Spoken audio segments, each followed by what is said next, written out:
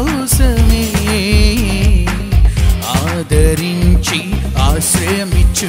హల్లెలూయా హల్లెలూయా నా దేవదేవునికే. హల్లెలూయా హల్లెలూయా నా దేవుని బాహువుకే.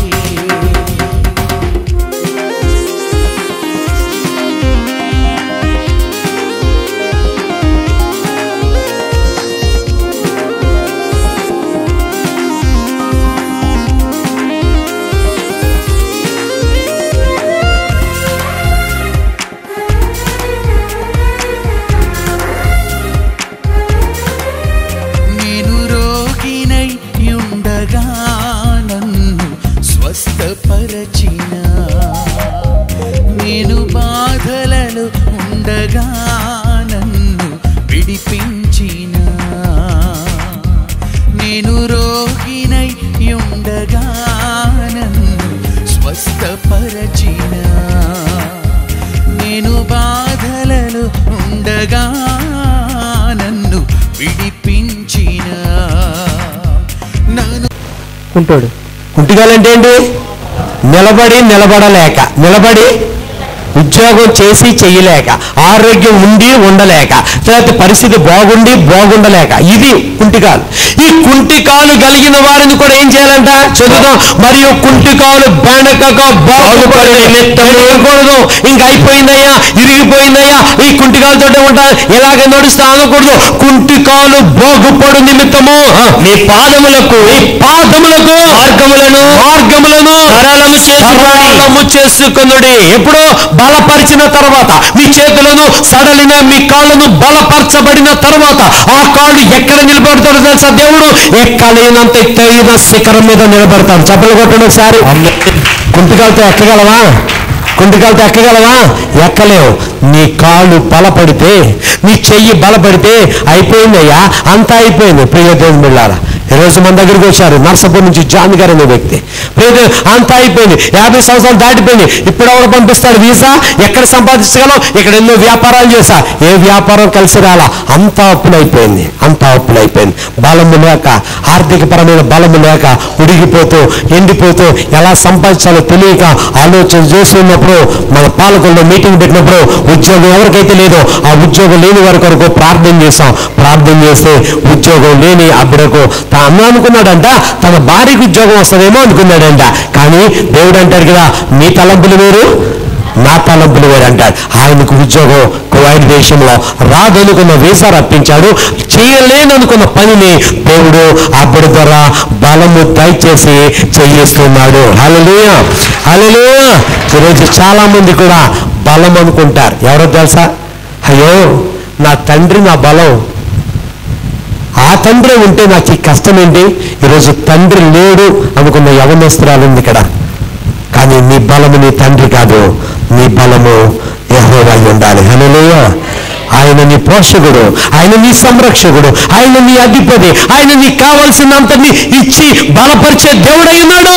చాలా మంది అనుకుంటారు కదా, అయ్యో నా ఉద్యోగమే నా బలం, ఆ ఉద్యోగం ఆగిపోతే, ఆ జీతం ఆగిపోతే నీ పరిస్థితి ఏంటి? అయ్యో నా వ్యాపారమే నా బలం, ఏమో వారం రోజులు నీకు బాగోక ఆ వ్యాపారం ఆగిపోతే నీకు బలపరిచే వాళ్ళు ఎవరు? అయ్యో నా బంధువులే నా బలం అనుకున్నావేమో, ఆ బంధువులు నీతో మాట్లాడటం ఆపేస్తే ఎవరు నీకు బలం? నా ఇంటి పేరు వారే నా బలం అనుకున్నావేమో, ఆ ఇంటి పేరు వారు నీకు దూరం అయిపోతే నువ్వేం చేస్తావు? నా బంగారమే నా బలం అనుకున్నావేమో, ఆ బంగారం రేటు డౌన్ అయిపోతే నువ్వేం చేస్తావు? ఏమండి? బంగారమే మన బలం అనుకుని బంగారం కొన్నాం అనుకోండి, ఆ బంగారం అంతా డౌన్ అయిపోయింది, ఏం చేస్తావు? ఏమీ చేయలే. కానీ బలము నీ బంగారమా, బలము నీ కుమారుడా, బలము నీ కుమార్తె, బలము నీ తండ్రా, బలము నీ తల్ల. అయ్యో నా తండ్రి లేకపోతే, నా తల్లే లేకపోతే, నా భర్త లేకపోతే ఇగో నేనేమైపోతాను అనుకున్నావేమో. ఈ రోజు నుంచి అనుకో, బలవంతుడైన దేవుడు లేకపోతే నేనేమైపోతాను. హల్లెలూయా. ఎవరు లేకపోతే బలవంతుడైన దేవుడు మనకు తోడై ఉంటే చాలా అండి. ఏ కార్యమైనా సరే చేయటానికి దేవుడు మీకు బలము దయచేసే దేవుడైనా. హల్లెలూయా హల్లెలూయా. బలమిచ్చువాడా బలవంతుడా, శక్తినిచ్చువాడా బలమిచ్చువాడా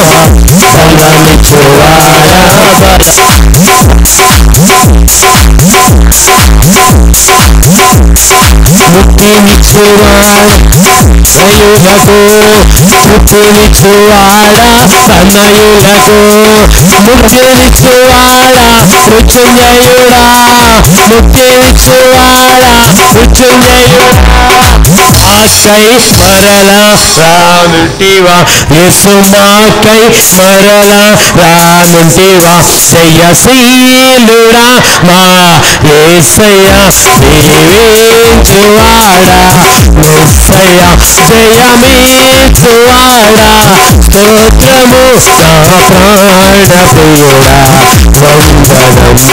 వందనం హల్లెలూయా హల్లెలూయా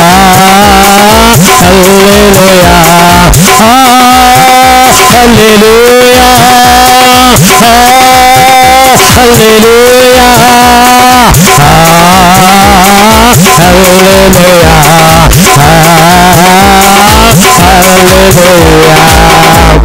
మొన్న కామంట అప్పు కోసం ఒక ఆయన దగ్గరికి వెళ్ళిందంట. ప్రార్థన చేయమంది. ప్రార్థన చేస్తాం అంటుంది కదా, అయ్యా మాకు తెలిసిన ఒక ఆయన ఉన్నారు రాజు గారు, ఆయన చెయ్యలేని పని అంటూ చేయలేదండి, మా పూర్వీకుల దగ్గర నుంచి మేము ఎప్పుడు ఏది అడిగినా ఇచ్చేస్తాడండి అన్న. మంచిదే అమ్మా అన్న, ప్రార్థన చేద్దాం అంటే చెప్పాను. అమ్మ ఏంటంటే, అలాగయ్యా అలానా అవసరత కొరకు వెళ్తున్నానయ్యా, అయిపోయేటట్టు చేయండి. ఆయన ఎప్పుడు కాదనలేదయ్యా, ఇప్పుడు కూడా కాదని వెళ్తున్నాను, కాబట్టి ఆయన గురించి వెళ్తున్నాను, మీరు ప్రార్థన చేయండి. సరే అమ్మా అన్నాను. వెళ్ళిందంట. వెళ్ళి రోజు ఆయన అమెరికా వెళ్ళిపోయాడంట. ఎక్కడికి వెళ్ళిపోయాడు? అమెరికా వెళ్ళిపోయాడంట. అడిగారంట ఎప్పుడు వస్తారయ్యా అంటే 6 నెలల దాకా రాడని చెప్పారంట. కానీ ఈమెనుకుంది, మా వంశమంతా మా తాతల దగ్గర నుంచి కూడా ఆ కుటుంబస్తులే మాకు సహాయం చేస్తారు, ఇప్పుడు కూడా ఆయనే సహాయం చేస్తాడు అని వెళ్ళిన ఆమెకు సహాయం దొరికిందా దొరకలేదా? దొరకలేదు. దేవుడే సహాయకుడుగా, దేవుడే బలమిచ్చేవాడుగా ఉండాలి. చెప్పండి కొట్టండి ఒకసారి. తండ్రి బలం అనుకుంటున్నావా? దేవుడే నీకు బలమైందా?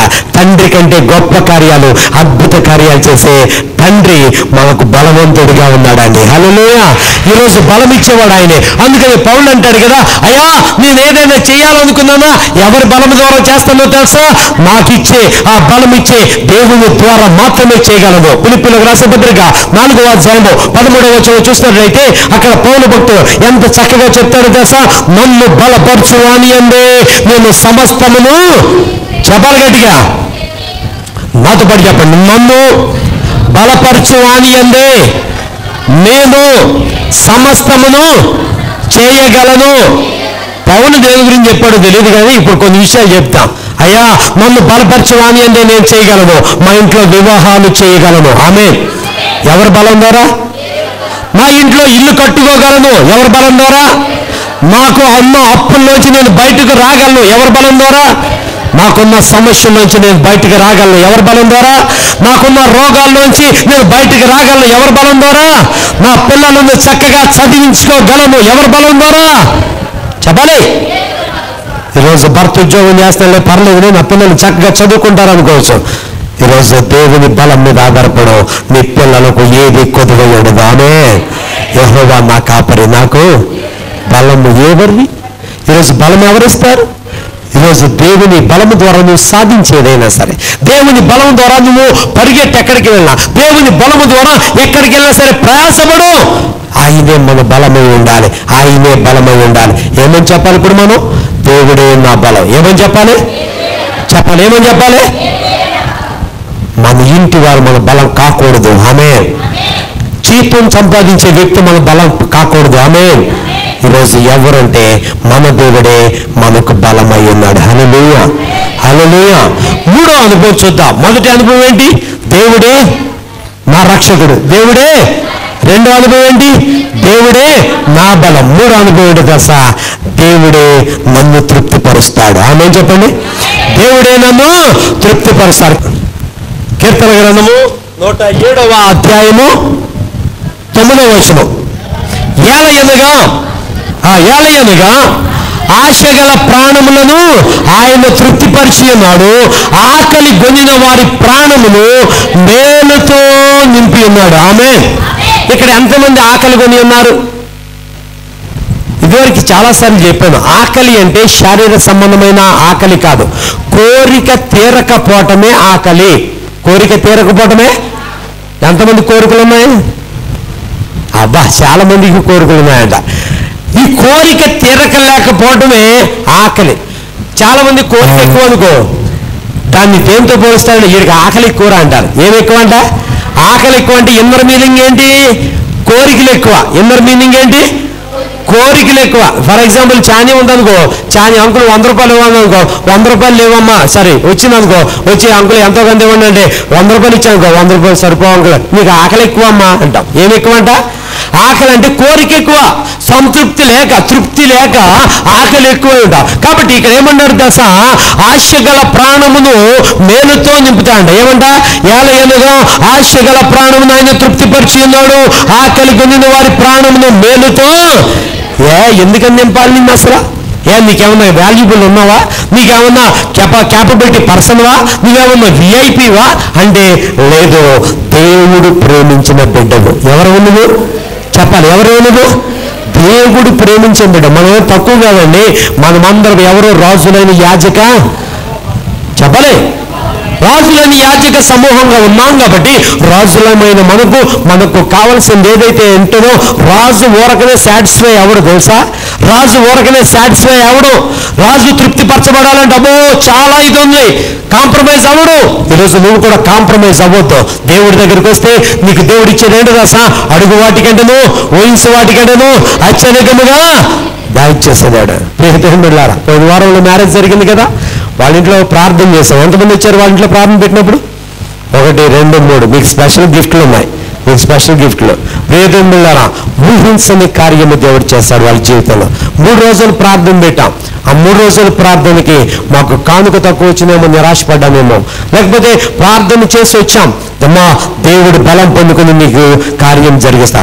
కానీ నేను కానుక తీసుకున్నాను, కానీ నాకు కూడా వచ్చిన ప్రార్థన చేసిన వాళ్ళకి కనీసం కానుక ఒక సోడా కూడా ఇప్పించిన వాళ్ళైతే భోజనం పెట్టారు, ఏదో డ్రింక్స్ ఇచ్చారు, వాళ్ళకి కానుక కూడా ఇవ్వాల. నేను వాళ్ళ ద్వారా ప్రార్థన బలం పొందుకున్నాను.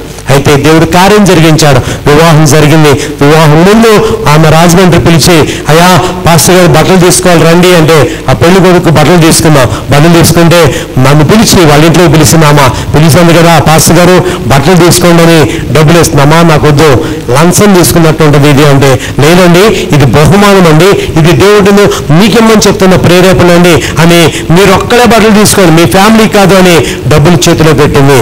ఆ చేతిలో పెడితే ఆ డబ్బులు తీసుకొచ్చి ఇంటికాడ చూస్తే దాంట్లో 10,000 రూపాయలు ఉన్నాయి. ఎంత?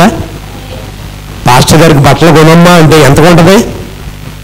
పాస్టర్ గారికి బట్టలు కొనివ్వాలమ్మా, పెళ్లి కుదిరిచాం కదా, పెళ్లి గురించి ప్రార్థన చేశాం కదా అని అడిగాను అనుకో, 8,000 రూపాయలు కొంటది. మహా అయితే ఒక 500 రూపాయల జతం, 1000 రూపాయల జతం పెడుతుంది. కానీ దేవుడు ప్రేరేపిస్తే ఎంత ఇచ్చాడు? నాకైతే కళ్ళ నీళ్ళు గర్వం తిరిగినాయి. ప్రభా ఇది అద్భుతం. ఏంటిది?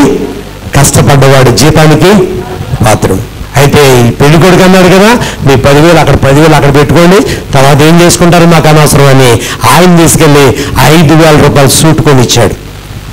నాకెందుకండి పెళ్లి కొడుకు, మీరు నాకెందుకు సూట్ అంటే, మీరు టీవీలో ప్రసంగాలు చేస్తున్నారండి, పెద్ద పెద్ద మీటింగులకు వెళ్తున్నారు, మీకు సూట్ అవసరం అని చెప్పేసి ఆయన సూట్ కొని ఇచ్చాడు. దేవుని కార్యాలు వెలకట్టలేనివి. తృప్తిపరిచే దేవుడు అయినా. మానవుడికి తృప్తి ఎక్కడుంది? తృప్తి లేనే లేదు. కానీ నువ్వు తృప్తి పరచబట్టడానికి నువ్వు ఎక్కడుండాలో తెలుసా? దేవుడి దగ్గర ఉండాలి. హల్లెలూయా. దేవుడి మీద ఆధారపడితే దేవుడు ఏం చేస్తాడంట? ఆశగల ప్రాణాలను చెప్పాలి, ఆశగల ప్రాణాలను తృప్తిపరిచే దేవుడు అయినాడు. కీర్తన గ్రంథము 34వ అధ్యాయం 10వ వచనం. కీర్తన గ్రంథము 34వ అధ్యాయం 10వ వచనం.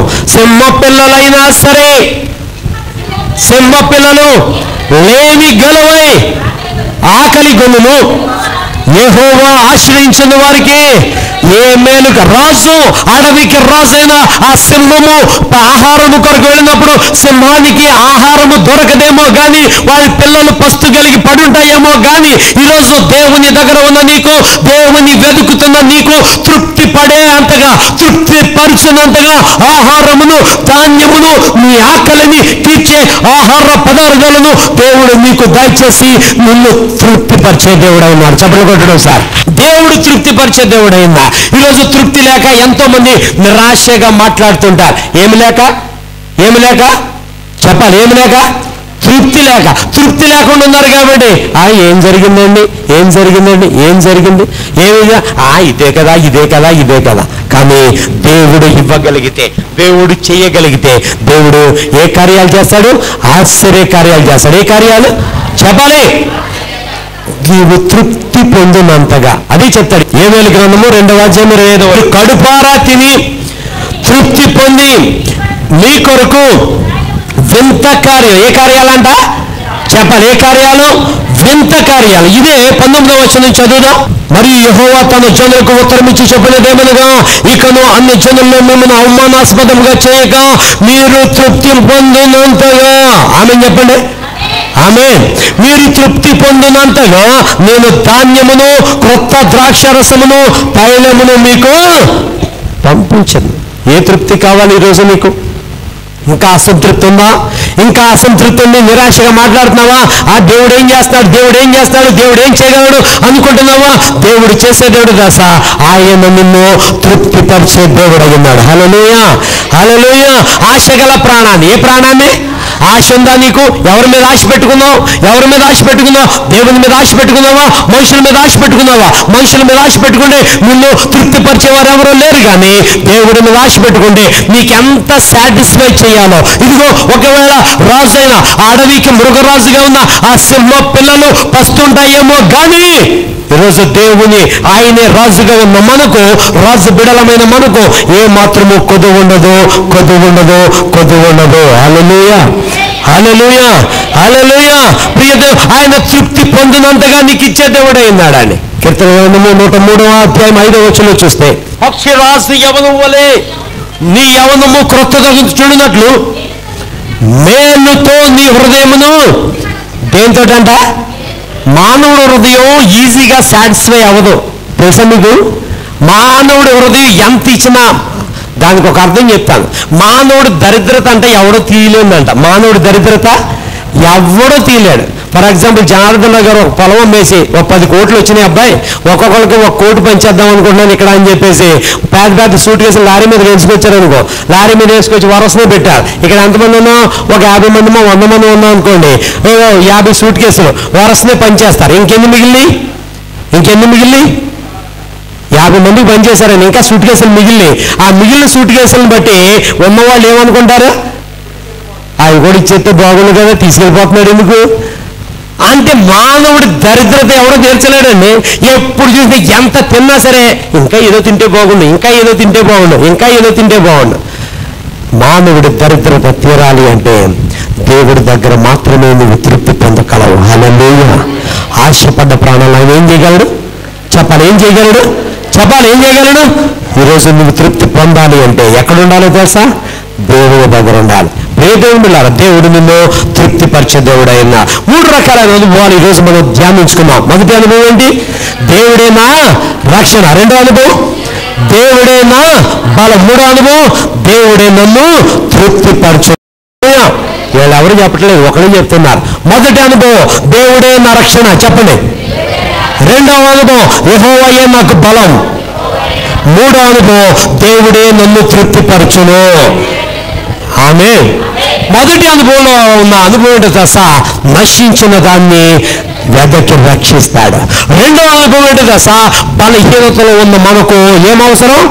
బలం అవసరం. 3వ అనుభవం ఏంటో తెలుసా? శూన్యతలో ఉన్న మనకు తృప్తిపరచబడటం అవసరం. కాబట్టి ఈరోజు నువ్వు నశించిపోతున్నావా? నిన్ను రక్షిస్తాడు. నువ్వు బలహీనతలో ఉన్నావా? బలం ఇస్తాడు. శూన్యతలో ఆశ తీరక తృప్తిపరచబడలేకుండా ఉన్నావా? నిన్ను తృప్తిపరిచే దేవుడు ఉన్నాడు. ఆ తృప్తిపరిచే దేవుడు నీకును, నీ ఆత్మీయ జీవితానికి, నీ కుటుంబానికి రక్షకుడుగా, ఆయన బలమిచ్చేవాడుగా, తృప్తిపరచేవాడుగా ఉండాలని ఆశిస్తూ ఈ మాటలు ముగిస్తున్నాను. ఈ మాటలు దేవుడు దీవించి ఆశీర్వదించును గాక. ఆమేన్. తల వంచుదామా? ప్రార్థన చేసుకుందాం. తల వంచుదామా? ప్రభువా, 1 నిమిషం ప్రార్థన చేసుకుని ఎవరికి వారు మోకరించండి. ఎవరికి వారు ప్రతి ఒక్కరూ మోకరించాలి. మోకరించలేని వారు నిలబడండి. మోకరించగలిగిన వారు యవనస్తులు, అసలు ముసలి మోకరించాలి. మోకరించగలిగిన వారు మోకరించాలి. ప్రభువా, ఈరోజు నన్ను తృప్తిపరచబడాలి. నేను తృప్తిపరచబడాలి. ప్రభువా, నాకు బలం ఇవ్వాలి. ప్రభువా, నాకు రక్షణ కావాలి. ప్రభువా, నన్ను రక్షించవా, నాకు బలమేవా, నన్ను తృప్తిపరచవా అంటే దేవుడు నిన్ను తృప్తిపరిచే దేవుడు ఆయన. ప్రియ దేవుడు, ఈ రాత్రి దేవుడు నీతో మాట్లాడి ఉన్నారు. ఈ యొక్క సమయంలో దేవుడు నీతో మాట్లాడి ఉన్నారు. నీతో మాట్లాడిన దేవుడు నీకు రక్షణకర్తగా ఉన్నాడు. ఆయన నీకు రక్షణకర్తగా ఉన్నాడు. ఆయన నీకు బలం ఇచ్చేవాడిగా ఉన్నాడు. ఆయన నిన్ను తృప్తిపరిచేవాడిగా ఉన్నాడు. ఈరోజు ఏ విషయంలో నీకు రక్షణ అవసరమో అడుగు దేవుణ్ణి. ఏ విషయంలో నీకు బలం అవసరమో అడుగు దేవుణ్ణి. ఏ విషయంలో నువ్వు తృప్తిపరచబడాలో అడుగు దేవుణ్ణి. అయ్యా, నాకు రక్షణకర్తగా మీరే ఉండాలి. నాకు బలమిచ్చేవాడుగా నీవే ఉండాలి. అయ్యా, నన్ను తృప్తిపరచేవాడుగా నీవే ఉండాలి అని కనుక నువ్వు అడిగితే ఆయన నీకు రక్షకుడుగా ఉంటాడు. ఆయన నీకు బలమిచ్చేవాడుగా ఉంటాడు. ఆయన నిన్ను తృప్తిపరిచేవాడుగా ఉంటాడు. హల్లెలూయా. ప్రార్థన. సర్వశక్తి మిక్కిలి కృపా కనికరమైన తండ్రి, దయగలిగిన రాజా, దయాళానికి వందనాలయ్యా. ఈ సమయంలో ప్రభా మాతో మీరు మాట్లాడారు. నాయనా, ప్రతి దానికి మానవులమైన మేము దేవుడు ఏం చేశాడు, దేవుడు ఏం చేయగలడు, దేవుడు ఈ చేత కాదు అని మేము చులకనగా నీ గురించి మాట్లాడేమేమో క్షమించండి అయ్యా. చులకనగా నీ గురించి మాట్లాడేమేమో క్షమించండి. ఈ సమయంలో ప్రభా మా ఆలోచన విధానం మార్చండి అయ్యా. దేవుడే నా రక్షకుడు అని మేము చెప్పాలి. నీవే మా బలమని మేము చెప్పాలి. నీవే మమ్మల్ని తృప్తిపరచగలవు అని మేము చెప్పాలి. మమ్మల్ని ఆ రీతిగా మార్చుకుని మమ్మల్ని రక్షణతో నింపి మాకు బలమిచ్చి మమ్మల్ని తృప్తిపరిచే సహాయము చేయమని ఈ సమయంలో ఎవరైతే మాటలు విన్నారో, ఎవరైతే వాక్యాన్ని చూశారో, అర్థం చేసుకున్నారో వారికి మీరే రక్షకుడిగా ఉండండి. వారికి మీరే బలమివ్వండి. వారిని మీరే తృప్తిపరిచి సహాయించడం. మీ కృపా కాపుదల క్షేమం దయచేయడం. ప్రభా, నిన్నే వేడుకుంటూ ఆర్థిస్తూ ప్రతి ఒక్క బిడను మీరు సంరక్షించండి. ప్రతి ఒక్క బిడకు మీరు బలమివ్వండి. ప్రతి ఒక్క బిడను మీరు తృప్తిపరిచి సహాయం చేయండి. యేసు క్రీస్తు శ్రేష్టమైన నామములో ప్రార్థించి అడిగి వేడుకొంచున్నాం తండ్రి. ఆమేన్, ఆమేన్, ఆమేన్. దేవుని బాహువు చాచింది నీ కోసమే, లేవనెత్తి రక్షించును. దేవుని బాహు చాచింది నీ కోసమే, ఆదరించి ఆశ్రయమిచ్చు. హల్లెలూయా.